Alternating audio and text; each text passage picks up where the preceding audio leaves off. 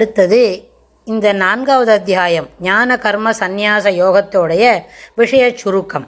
இது நாள் வரைக்கும் இந்த 42 ஸ்லோகம் நம்ம இது வரைக்கும் பார்த்துருக்கோம். இந்த 42 ஸ்லோகத்தில் பெருமாள் என்னெல்லாம் சொல்லியிருக்கார், அடிப்படையில் என்னெல்லாம் நம்ம தெரிஞ்சுக்கணும். ஆனால் அர்ஜுனன் என்ன சொல்கிறான், எனக்கு ரொம்ப குழப்பமாக இருக்குது, வர்ண சங்கரம் வந்துடும், என்னால் இந்த மாதிரி யுத்தம் நடந்ததுன்னா இல்லை நிறைய பேர் உயிரிழக்க வேண்டி வரும். அப்படி உயிரிழந்துவிட்டால் அவளுடைய குழந்தைகள் பெண்கள் அவளோட தாய் தகப்பனுக்கெல்லாம் ரொம்ப கஷ்டம் வரும். அதனால் நான் சண்டை போடுறதை நான் நிறுத்தலான்னு நினைக்கிறேன். எனக்கு சண்டை போடுறதுக்கு ரொம்ப முடியல. இத்தனை பேரை சாகடிச்சுட்டு அப்படியான எனக்கு ராஜ்யம் வேணுமா அப்படின்னு சொல்லி அவன் சொல்லிகிட்டே இருக்கான். அந்த கர்மயோகம் இதுக்கு முன்னாடியே அத்தியாயத்திலையும் அதற்கு 2வது அத்தியாயத்திலையும் இப்போ இப்படி தான் சொல்லிட்டு வரான். பெருமாள் என்ன சொல்லியாருது, அப்படி இல்லை, நீ இது மாதிரி குழப்பக்கூடாது, கர்மாவை விடாத செய்யணும். கர்மாவை தமோ குணத்தினாலும் ரஜோ குணத்தினாலும் செய்யாத விடுற அப்படின்னா கூட காமிய கர்மங்கள் வேணும், இது வேணும் அது வேணும், இந்த பலன்லாம் எனக்கு வேணும் அப்படின்னு நினச்சிட்டு ஒரு சில கர்மாவை செய்கிறியே, அப்படியானா கூட அது எப்படி சாதாரணமாக அந்த கர்ம ஒத்துக்க முடியுமோ அதுபோல் நீயும் உனக்கென்று ஒரு என்ன இருக்கு, குலத்தொழில் ஒன்று இருக்குது. நீ ஒரு ராஜா, உன்னுடைய பிரஜைகளை காக்க வேண்டும், அங்கே இருக்கிற அநீதிகளை தட்டி கேட்கணும். அப்படின்னா நீ யுத்தம் பண்ணணும் அப்படின்னு சொல்லி இந்த விஷயத்தில் உனக்கு ஈடுபாடு வரணும். அதாவது உன்னுடைய கர்மாவை நீ செய்யணும், விடாது செய்யணும். அதில் ஈடுபாடு வேண்டாம், அதில் என்ன விட்டேத்தியம் இருக்க வேண்டாம் அப்படின்னு சொல்லி பெருமாள் அவனை கன்வின்ஸ் பண்ணுறார். 3வது அத்தியாயத்தில் பண்ணார். இப்போ 4வது அத்தியாயத்திலும் நம்ம இது வரைக்கும் கேட்டுன்னு இருந்தோம். அதனால் இதில் என்ன சொல்கிறாருன்னு கேட்டால், நரனுக்கும் நாராயணனுக்கும் அதாவது ஜீவனுக்கும் ஈஸ்வரனுக்கும் உள்ள ஒற்றுமைகளும் வேற்றுமைகளும். ஈஸ்வரனுக்கு என்ன, பெருமாளுக்கு என்ன இருக்கும், அவர் இது வரைக்கும் எத்தனை விதமான அவதாரங்கள் எடுத்திருக்கார், அதில் என்னெல்லாம் நல்லது பண்ணியிருக்கார், ஜனங்களுக்கு எல்லாமே என்ன சொல்லி கொடுத்துருக்கார், அதை பற்றி அவருக்கு நல்லா விவரமாக தெரியும். அதே போல் இந்த ஜீவனும் இது வரைக்கும் எத்தனை எத்தனை தடவை பிறந்திருக்கு, எத்தனை தடவை இறந்திருக்கு, அதுக்கு என்னெல்லாம் கர்மாவை கூட்டிக்கிண்டு வருது, எதெல்லாம் அது விட்டுட்டு வருது அப்படின்றதும் பெருமாளுக்கு தெரியும். ஆனால் இந்த ஜீவனுக்கு தெரியாது. இந்த ஜீவன் சொன்னால் அர்ஜுனனை சொன்னாலும் சரி, அடியனை போல் உள்ளவாளும் அதாவது நம்மளை போல் இருக்கிறவாளும் சொன்னாலும் நமக்கு இதுக்கு முன்ன போன ஜென்மத்தில் நம்ம என்னவா இருந்தோம், இப்போ அடுத்த இந்த வாட்டி சரணாகதி பண்ணிக்கவே இல்லை, அதனால் என்ன பண்ணுறது, காலம் முடிஞ்சு போச்சு அப்படின்னா அடுத்த ஜென்மா ஒன்று கிடைக்கும். அடுத்த ஜென்மா ஒன்று நாளைக்கே கிடைக்காது. எங்கெல்லாம் போய் என்னெல்லாம் உழண்டு இருக்கணுமோ உழண்டுட்டு ஓரளவுக்கு கர்மாவெல்லாம் தொலைச்சிட்ட பிறகு ஒரு 60-70 வருஷம் கழிச்சு 300 பிறப்பு கிடைக்கும். அந்த பிறப்பு என்ன கிடைக்கும், அப்போவும் இதே மாதிரி பொண்ணாக இருக்கணுமா ஆணாக இருக்கணுமா இல்லை மனுஷ ஜாதியிலேயே வேறு மாதிரி இருக்கணுமா அப்படின்னு நமக்கு தெரியாது. ஆனால் பெருமாளுக்கு நம்மளுக்கு என்ன பிறப்பு அடுத்தது வரப்போகிறது, இது ஏற்கனவே சரணாதி பண்ணிவிடுது, இது நேரம் நம்மக்கிட்ட தான் வரப்போகிறது அப்படின்னு சுவாமிக்கு தெரியுமா இருக்கும். ஆனால் இந்த காலம் முடிஞ்சாதான் இந்த சரீரத்தில் இருக்கிற ஜீவன் அதனுடைய கர்மாவை தொலைச்சுட்டு அது முடிஞ்சிட்டு வரும்போது யமபடால் வரமாட்டா, விஷ்ணு தூதர்கள் இந்த ஜீவனை அழிச்சின்னு போடுவ வைகுண்டத்துக்கு.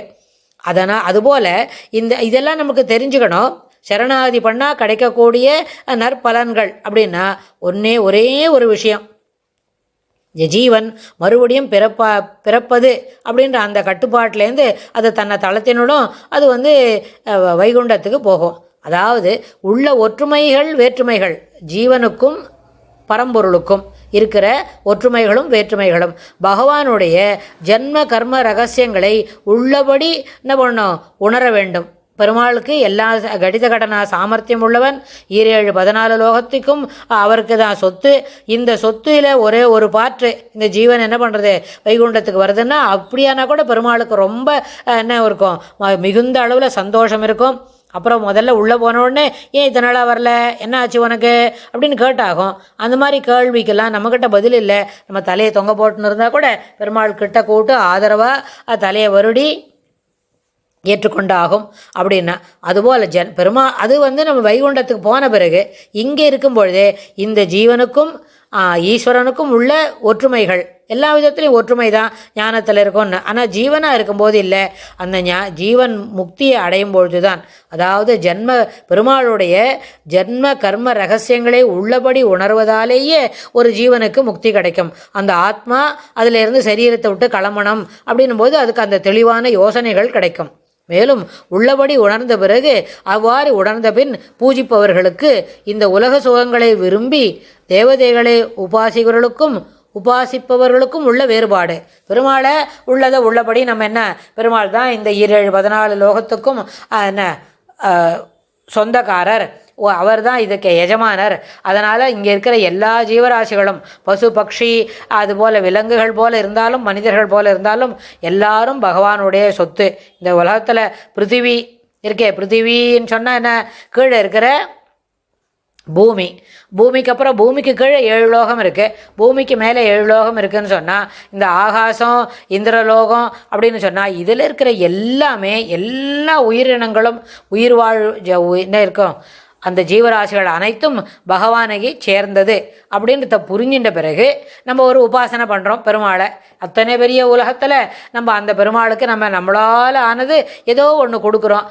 அந்த பெரிய தெய்வத்துக்கு எது கொடுத்தாலும் அது என்னது, சிறிதளவு தான் இருக்கும். பெருமாளுடைய திருப்திக்கு கொடுக்குறோம் அப்படின்னு நம்ம புரிஞ்சுண்டு செய்கிற பூஜைக்கும் இதுபோல் புரியாது.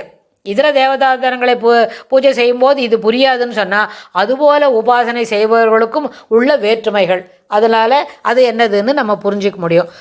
அதுக்கப்புறம் பகவான் எல்லாவற்றையும் ஆக்கி அழிப்பவர் ஆயிலும், அதாவது உண்டு உமிழ்ந்து காத்து அப்படின்னு சொல்கிறோம், ஆக்கி அதுக்கு எல்லாத்துக்கும் தேவையானவர்களை கொடுத்து அவர்களை உய்வித்து வாழ்விப்பவர்கள் ஆயினும் எதிலும் பற்றின்றி நிற்பவர். இப்போ ஏதோ ஒரு சில வேலைகளை செய்துட்டார் அப்படின்னா, சில வேலைகளில் மொத்த வேலைகளுமே அவர் தான் செய்கிறார் அப்படின்னா அதனால் அவருக்கு எல்லாத்துலேயும் ஈடுபாடு இல்லை, எந்த கர்மாவும் அவரை என்ன பண்ணாது, தீண்டாது அப்படின்றத புரிஞ்சுக்கணும். இதில் இன்னொன்று, நம்மளுக்கு எது வேணுமானாலும் நம்மளுக்கும் பெருமாளுக்கும் தான் கனெக்ஷனே தவிர அதுக்குள்ளே இன்ட்ராக்ஷன்ஸில் தான் நம்மளுடைய தேவைகளை அங்கே தான் போட்டு என்ன பண்ணணும், ப்ரெசன்டேஷன் இதெல்லாம் எனக்கு தேவைகள் அப்படின்னு இந்த ஜாபிதாவை அங்கே படிக்கணும்.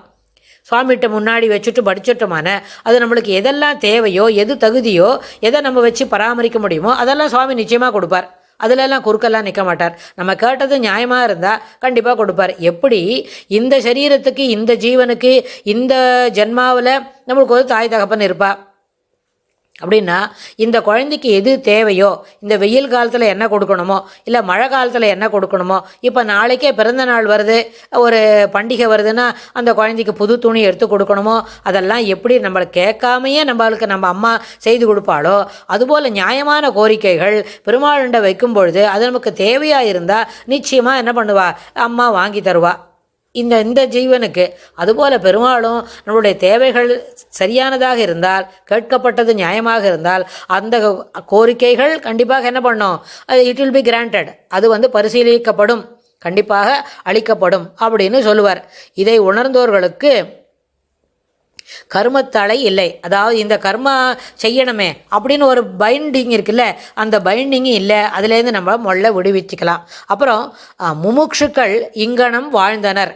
முமுட்சுக்கள்னு சொன்னால் இந்த உலகத்திலேயே என்ன கர்மாவெல்லாம் துறந்துட்டு தியானம் மட்டுமே கை கொண்டு எப்பொழுதும் இறைவனை மட்டுமே துதி செய்து கொண்டு இறைவனுடைய பாதார விந்தங்களில் தன்னுடைய எண்ண ஓட்டங்களை அனைத்தையும் ஒருமுகப்படுத்தி இருப்பவர்களுக்கு இந்த சாதாரணமாக இந்த கர்மத்தலை கார்த்தலேருந்து குளிக்கணும், அப்புறம் இதெல்லாம் சில வேலைகளெல்லாம் செய்யணும் அப்படின்ற அந்த தலை கட்டுப்பாடுகள் இல்லை அப்படின்னு அர்ஜுனனுக்கு கூறி, அவர்களைப் போல கர்மம் புரிந்து கொண்டு அகர்மத்தில் கர்மத்தையும் கர்மத்தில் அகர்மத்தையும் காண்பவனாக நீயும் இரு, முற்று உணர்ந்த முனிவனாக நீ உன்னை தேற்றிக்கொள்.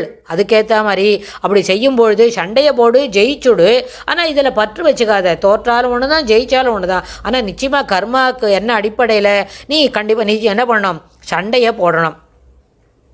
கர்மம் புரிந்து வாழ வேண்டும் என்று கூறும்பொழுதே என்ன சொல்றார், கர்மா அகர்மா விகர்மா, கர்மத்தில் அகர்மத்தையும் அகர்மத்தில் கர்மத்தையும் காண்பவன் முற்றுணர்ந்த ஞானி அப்படின்னு சொல்லி கொடுக்குறார். அப்புறம் கர்மாவை எந்த கர்மாவை செய்கிறதானாலும் பிரம்மார்ப்பணம் அப்படின்னு சொல்லணும்.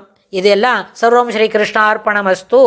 எதை செய்கிறதா இருந்தாலும் இப்போ நான் கார்த்தாலேருந்து தளிகை பண்ணுறோம், தளிகை பண்ணி முடித்தோடனே கிருஷ்ணார்ப்பணம், தளிகைக்கு வேணுன்ற சாமக்கிரியங்கள்லாம் சேமித்து வச்சுக்கிறோம், அதுவும் கிருஷ்ணனுக்குன்னு சொல்லி எடுத்து வைக்கணும். அதுபோல் எல்லாவற்றையும் எல்லா கர்மாவையும் பிரம்மார்ப்பணம் என்று சொல்ல வேண்டும். எப்படி சொல்லி பழக்கி கொள்ள வேண்டும் அப்படின்னு சொல்கிறார். யஜ்ஞங்கள் பல வகை, ஆமாம் நிறைய விதமான யாக யஜ்ஞங்கள் இருக்கும். அதுக்கு மேலே அதில் திரவியமாக கொடுத்து யஜ்ஞம் பண்ணுறதை காட்டிலும் என்ன பண்ணணும், ஞான யஜ்ஞமே சிறந்தது. ஞானத்தினால், அதாவது தெளிவான எண்ண ஓட்டங்கள், தெளிவான புரிதல், அதன் அடிப்படையில் செய்யக்கூடிய யாகமே சிறந்தது அப்படின்னு சொல்லி கொடுக்குறார். அடுத்தது, ஞானிகளும் சென்று கேள்வியாலும் பணிவிடையாலும் உபதேசம் பெறுதலின் அவசியம். அடுத்தது என்ன சொல்கிறார்?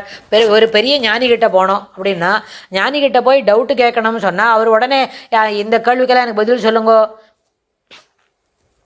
அப்படின்னு கேட்குறத காட்டிலும் அவருக்கு சிறப்பான பணிவிடைகள் செய்து, என்னப்பா இத்தனால எனக்கு சர்வீஸ் பண்ணின்னு இருக்க, என்னுடைய மாட்டு தொழுவத்தெல்லாம் அலம்பிய வைக்கிற, அப்புறம் பசுவெல்லாம் குளிப்பாட்டுக்கிற, பசுவுக்கு தீனி போடுற, பசுவுக்கு என்ன பால் கறந்து குரு மாதாட்ட கொடுக்குற, உனக்கு என்ன வேணும், எதுக்கு எனக்கு இப்படி உபகாரம் பண்ணுற அப்படின்னு அந்த ஞானியே குருவே கேட்பாருன்னு சொன்னால், அப்போது உனக்கு இருக்கிற 5-6 சந்தேகங்கள் 10 சந்தேகங்கள் எவ்வளவோ அந்த டவுட்ஸ் எல்லாம் கேட்டாக்க அந்த ஞானி அப்போ என்ன பண்ணுவார்? அந்த சந்தேகங்களுக்கு நிவர்த்தி பண்ணி தருவார், சந்தேகங்களுக்கு விடை தருவார். அப்படின்னா அதுபோல் பணிவிடை செய்து அவர்களிடமிருந்து உபதேசங்களை வாங்கி கொள்வது அத்தியாவசியம், அதுவே ஏற்புடையது அப்படின்னு சொல்லி கொடுக்குறார்.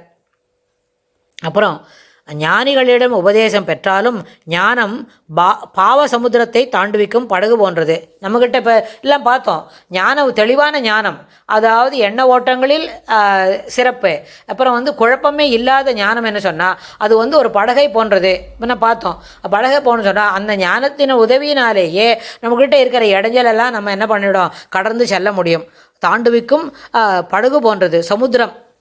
சமுத்திரம் என்ன சொன்னால் ஜலம் இருக்குது, நிறைய இருக்குது. அதை தாண்டி போகணும் அப்படின்னா அதை தாண்டுவதற்கு ஞானமாகிய படகு தேவை ஒன்று. அதுக்கப்புறம் ஞானமே என்ன செய்யும்னு சொன்னால், நமக்கு கர்மாவனால் நிறைய எண்ண ஓட்டங்களில் பிசுறு இருக்குது, எண்ண ஓட்டங்களில் அழுக்கு இருக்குது, மனமே அழுக்கு மூட்டையாக வச்சுன்னு இருக்கோம்.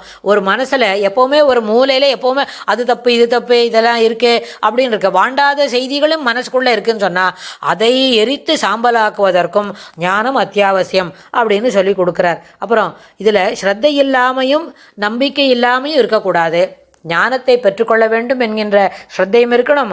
ஞானத்தை பெற்றுக்கொண்டால் நமக்கு மனம் தெளிவாகும் என்கின்ற நம்பிக்கையும் ஓடும். இந்த நம்பிக்கையும் இல்லாமல் ஸ்ரத்தையும் இல்லாமல் இருந்தால் அவனுக்கு அழிவு நிச்சயம். அவனால் மேலே முயற்சி செய்து வருவதற்கு சிரமம் சாத்தியமில்லை அப்படின்னு சொல்லி கொடுக்கிறார். மேலும் ஞானமாகிய உடைவாளின் உதவியினால் கொண்டு அஞ்ஞானத்தினால் உதித்த சந்தேகங்களை வெட்டி ஒழித்து கர்மயோகத்தில் நிலை பெற்று நிமிர்ந்து நிற்க வேண்டும் அப்படின்னு அர்ஜுனனுக்கு சொல்லி கொடுக்கிறார். இந்த கடைசியில் என்ன சொல்கிறார்? உத்திஷ்டோத்திஷ்ட பாரத அவர் சித்வயனம் சம்சயம் யோகம் ஆதிஷ்ட உத்திஷ்ட பாரத அப்படின்னு சொல்லி கொடுக்கிறார். அது என்னது? ஞானமாகிற உடைவாளின் உதவியை கொண்டு அஞ்ஞானத்தினால் உதித்த சந்தேகங்களை வெட்டி ஒழித்து கர்மயோகத்தில் நிலை பெற்று நிமிர்ந்து நெல் என்று அர்ஜுனனுக்கு கூறி பகவான் இந்த அத்தியாயத்தை முடிக்கிறார். மேலும் ஆன்மாவுக்கு ஓர் செயலும் இல்லை, இவையாயும் உடல்தான் மருவுமென்னும் தகை தன்னை பான்மையினால் ஒருவதே ஞானமென உற்றி இறைவன் ஓதியதை தேறுவதே தீவினைக்கு தீ என்றுகிறார். அதாவது இப்போ இந்த உடைவாளை, ஞானம் என்னும் உடைவாளை உருவி அஞ்ஞானத்தினால் உதித்த சந்தேகங்களை வெட்டி எறி அப்படின்னு சொல்கிற போது என்ன, இவை அற்றையும் ஒருவதேன்னு சொன்னால் என்ன, உணர்ந்து கொள்வதே ஞானம் என்பது உற்றி இறைவன் ஓதியதை. இதெல்லாம் இப்போ பெருமை தனியாக யார் சொல்லிக் கொடுக்கறது? யார்? இறைவன் ஓதியது. அதை தேறுவதே, அதை தேறி நின்று அதை உணர்ந்து சிறப்பாகவே அதனை ஒட்டி நம்முடைய வாழ்வு முறைகளை அமைத்து கொள்ள வேண்டும் அப்படின்னு புரிஞ்சுக்கோ அப்படின்னு பெருமாள் இந்த அத்தியாயத்தில் அர்ஜுனனுக்கு சொல்லிக் கொடுக்குறார். அடுத்த அத்தியாயத்தில் இன்னும் என்ன சொல்கிறாருன்னு பார்க்கலாம். इति श्रीमद्भगवद्गीतासु उपनिषत्सु ब्रह्मविद्यायां योगशास्त्रे श्रीकृष्णार्जुनसंवादे ज्ञानकर्मसन्न्यासयोगो नाम 4th இங்கனம் பிரம்ம வித்யாயும் யோகசாஸ்திரமாகவும் ஸ்ரீகிருஷ்ணனுக்கும் அர்ஜுனனுக்கும் நடந்த சம்பாஷணையாகவும் இருக்கின்ற இந்த பகவத்கீதை என்னும் உபனிஷத்தில் ஞான கர்ம சந்நியாச யோகம் என்று பெயர் பெற்ற 4வது அத்தியாயம் முடிவுற்றது. ஸ்ரீகிருஷ்ணாய துப்யம் நமஹ.